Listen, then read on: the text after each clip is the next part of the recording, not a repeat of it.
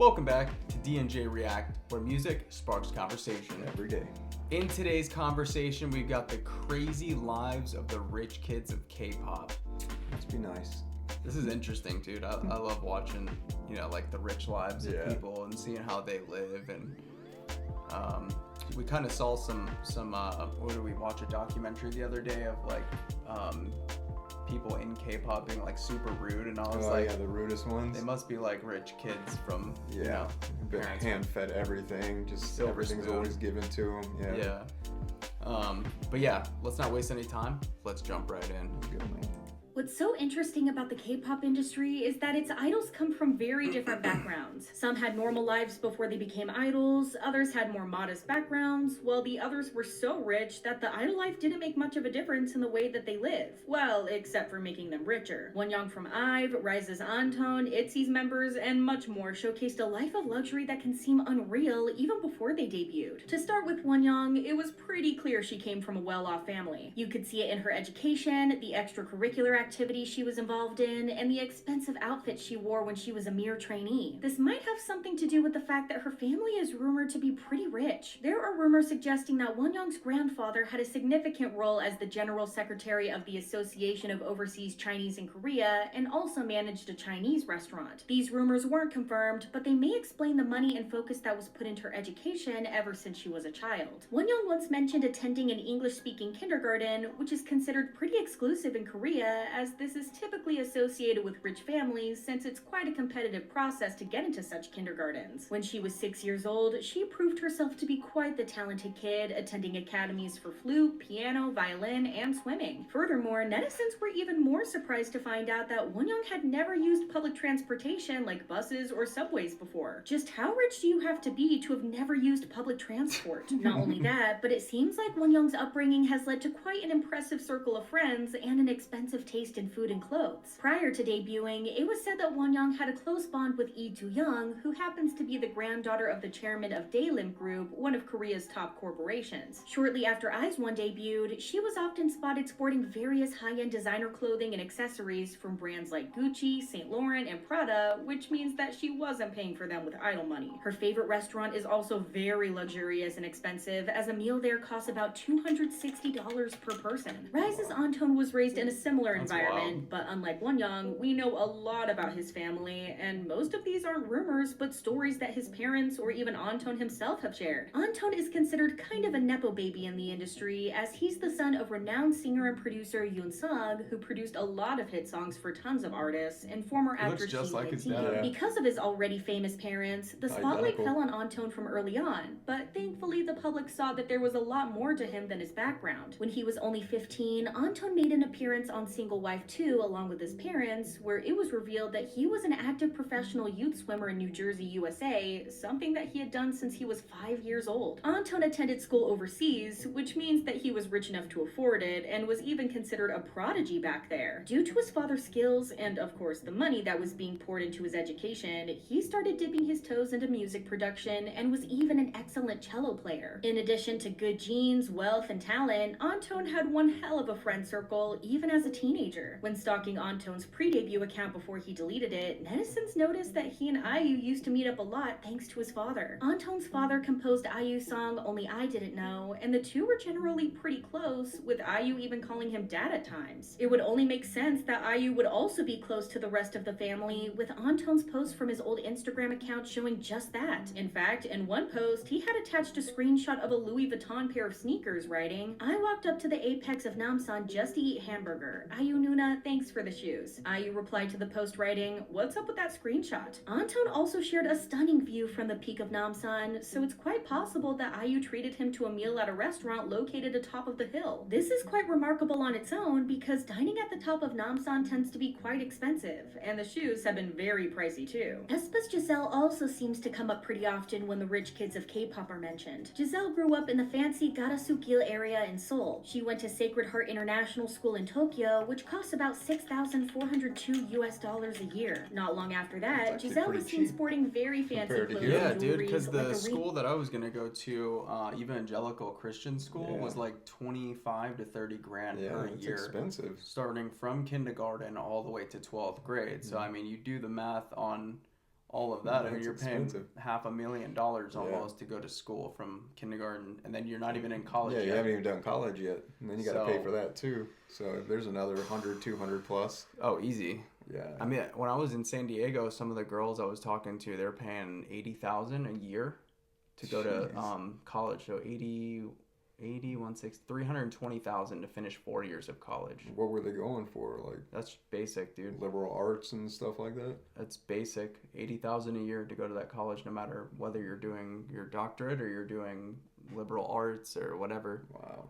That's crazy, dude.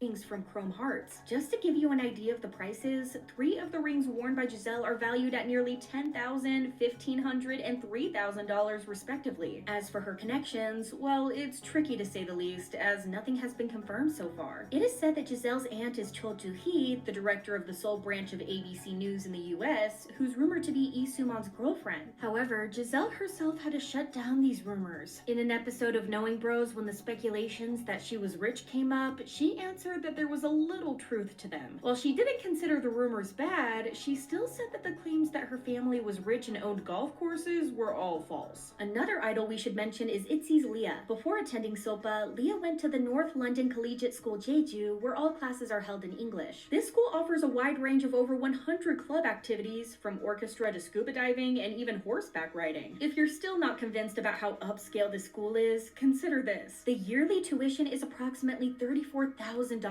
and with accommodation expenses, attending costs a student over $50,000. It's known that So children... everything overseas is like cheaper. Way cheaper than being over than here here. and trying to go to college. Yeah. And you get like 1/10 the education over here that you would get over there. Yeah, there you probably actually get a real education, something you could use when you get out. Mm-hmm.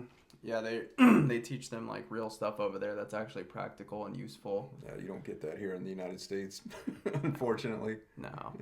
of numerous celebrities and successful business figures enrolled here. Leah also once got attention when she was seen carrying a $1,700 bag at just 19, prompting TMI News to suggest that she came from a well-off background. With her career as an idol, her wealth has likely increased, and it's expected to keep growing in the future. Let's move on to Lauren. Ever since seeing him for the first time, netizens suspected that Lauren was even at least a bit rich. But little do they know that he's crazy rich. He was pretty young, and still, it seemed like YG was desperate to push him to the public. He had a producer credit in G-Dragon's hit song Bull, earned credit as a co-lyricist for 3 out of the 8 tracks in Blackpink's The Album, and even a cameo appearance in the music video for Lovesick Girl, so people thought that he must be someone pretty important, like the son of a YG Entertainment executive or something similar. In fact, he turned out to be the son of Lee Hae-tin, who just happens to be Naver's founder and global investment officer. You can just imagine how rich his family was and just how lavish his lifestyle had been before becoming an artist. When Lauren was in the 5th grade, he moved from Korea to Singapore and attended the Singapore American School, where the tuition reaches $60,000 without calculating the additional costs. Following high school graduation in 2013, he headed to Japan with aspirations to become an EDM producer. After joining the Black Label, he found numerous opportunities in the realm of DJing and producing. Guess it pays to have a rich father who can not only fund your hobbies, but also open doors to incredible opportunities. In addition to that, Seriously. he also got Must his be own nice. independent record label, Fire Exit Records, and manages a distribution company, AWOL. He also appeared on the cover of Dazed Korea along with Rosé, was spotted at the Paris Fashion Week back in 2022, and became the first male Korean solo artist to be a model for St. Laurent's 2022 eyewear campaign. He then signed with 88 Rising and was even a part of Coachella's 2023 lineup, not to mention his appearance on Forbes 30 Under 30 Asia annual list in 2023. Now, we're not implying that Lauren isn't talented or skilled. We've been witness of what he can do as an artist, producer, DJ, and even model. But to get your own label, DJ at important events, model for luxurious brands, and make an appearance at Coachella as someone who's relatively unknown in the industry, it's possible that there was money put into boosting his career. Again, that's not necessarily a bad thing, but his experiences as an artist who's the son of Naver's founder aren't as relatable for the other artists. An unexpected entry in this video is trot singer Jung Dong-won, who you might not have heard of, so let us tell you more about who he is. Jung Dong-won began his career as a trot singer in 2019 when he was just 12 years old. old. There's not much known about his family or background, except that he attended Soonhwa Arts Middle School, which is a private school with some impressive alumni like actresses Moon Tae-won and Park Han-byul. But even though we don't know anything about his upbringing, we can guess that he's pretty rich just by judging his purchases. It was reported on November 17th that despite only being 16, Dongwon has purchased an apartment which is worth about $1.55 million.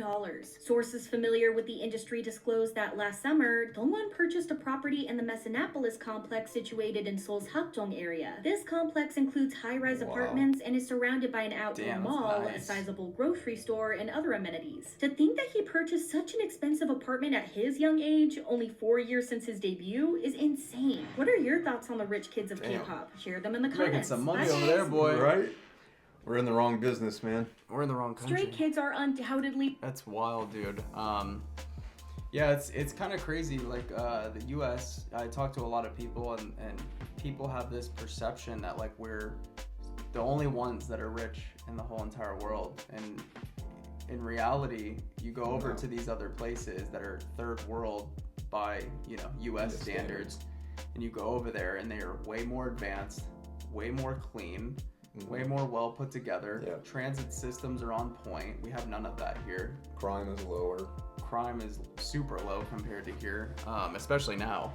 I mean, it's gotten really bad out here. Crazy over the last couple of years. But yeah, like their technology is like way more advanced over in these other countries, like Singapore, South Korea, obviously Japan. Japan's crazy, dude. Tokyo is wild. They're like decades ahead of us. Yeah, so, and there's a lot of money to be made over in these other countries too. I was talking to another kid, I was here in Vegas talking to a kid, and he said that he just went over to Japan just for like shits and giggles to like go hang out and stuff, and he like stumbled upon this car meet, like a Fast and the Furious type situation. He stumbled upon this car meet, and then he just had money. I think he had like a couple $100,000, and he spent I think $65,000 on getting a Nissan Skyline GTR out there, shipping it back to the US, and sold it here for $230,000. Wow. Didn't even put any money into it, just because it's a Nissan Skyline GTR, like the one from Fast and the Furious, like that body style. It's sold for like 3-4x what he bought it for, just because he shipped it over here, and it's rare over here to get that car. Everybody wants it. Yeah, so there's like so many ways to make money. It's wild. It's crazy. Dude. Well, now you know what to do when we get over there. Yeah. Good stuff, guys. Let us know if there's any more like rich kids of Asia or anything. I'd be curious to learn more about it, because I mean, we know a lot about, you know, American, like all these people that are super rich in Hollywood and stuff, and their lifestyles are freaking insane, ridiculous, dude. But yeah, it's interesting to see how these people live. So if you guys have any more recommendations, put them down in the comments. But with that being said, make sure to like, subscribe, hit that bell notification for more. Jump over to Patreon. We're giving 7 days away for free and a 15% discount up front if you pay for the whole entire year. And then check out our shop as well. We got a bunch of merch, cups, what else? I mean, we got a ton of stuff over there. Hoodies, cups, I mean, you name it, t-shirts, tank tops, anything you want, we got over there in the store. Go check it out. Really cool logos that we created. Hope you guys will like those. But you can check it out at djrkpopshop.com. That's the website. And if you want to save 10%, use the code. It's DANDJ SAVE. Yep, a link in the description as well. With that being said, thank you so much for watching. We'll see you on the next one. Peace. Peace.